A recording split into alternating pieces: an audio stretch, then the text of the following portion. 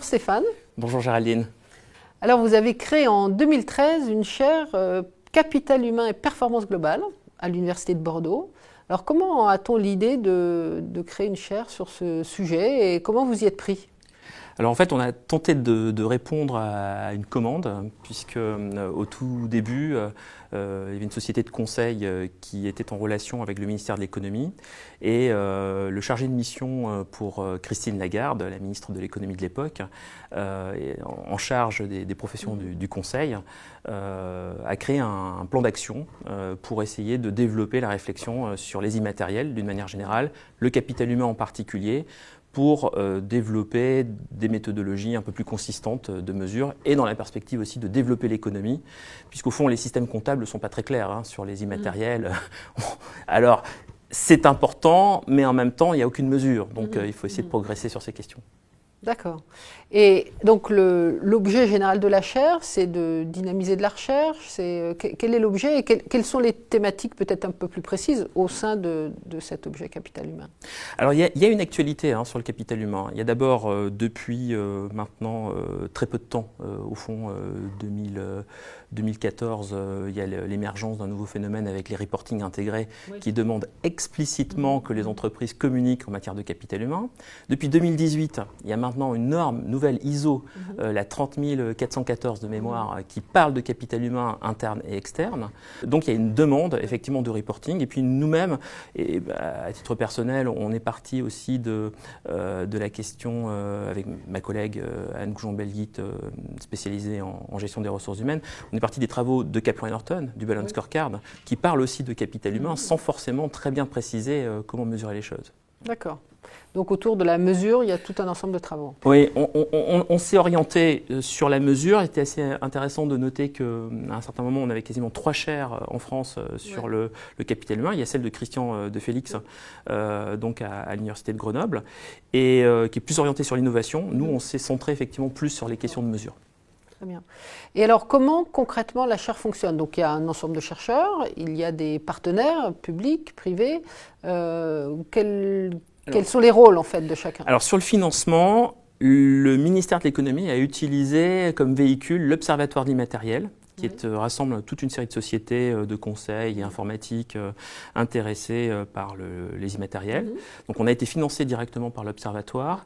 En parallèle, au début du mandat de François Hollande, il y a eu un changement de règles comptables et donc il fallait aussi un financement côté privé et c'est le groupe Altrad qui a apporté aussi la moitié du financement à la chaire.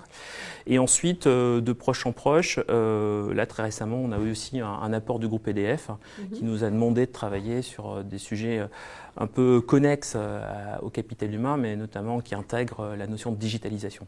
D'accord.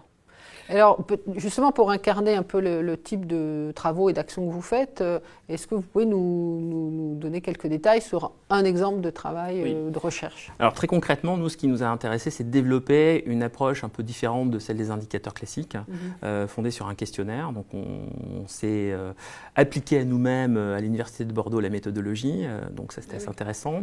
On a pu voir que les différences de satisfaction entre les maîtres de conférences et les professeurs étaient assez significative.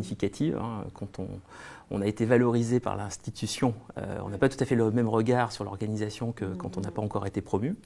Et puis on a pu démontrer que, par exemple, toutes les pratiques RH avaient vraiment un impact significatif sur l'engagement au travers de ce questionnaire, mais aussi que dans certaines organisations, on avait vraiment du mal à fidéliser les individus les plus créatifs, ce qui est un peu problématique. Donc alors, disposer d'un instrument comme ça qui montre les différences, qui permet de voir s'il y a des groupes de répondants avec des profils assez différents, ça c'est intéressant, ça apporte quelque chose.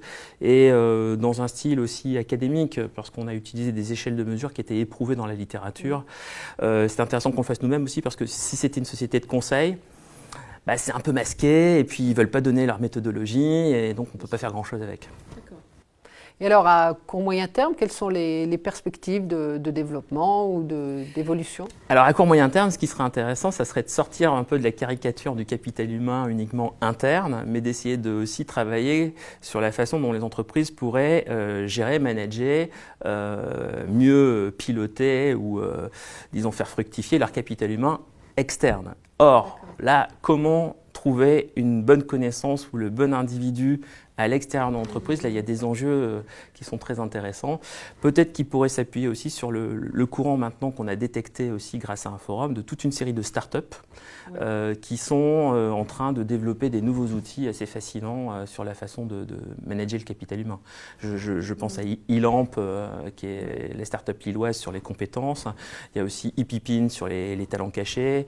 Vous avez Blixo sur le niveau d'engagement des salariés. Donc il y a toute une série de startups très intéressantes, FNC aussi, sur les profils de personnalité au sein des équipes. Et donc il y a une mouvance là qui est en train de se développer. Et on voit aussi apparaître des travaux maintenant sur la blockchain autour de ces outils numériques et du capital humain aussi. Parce que les salariés ou les consultants ou les intervenants externes sont porteurs en fait de capital humain, pas qu'en tant que salariés. Très bien, mais de belles perspectives en tout cas. Merci. Je l'espère. Merci beaucoup. Merci Charline.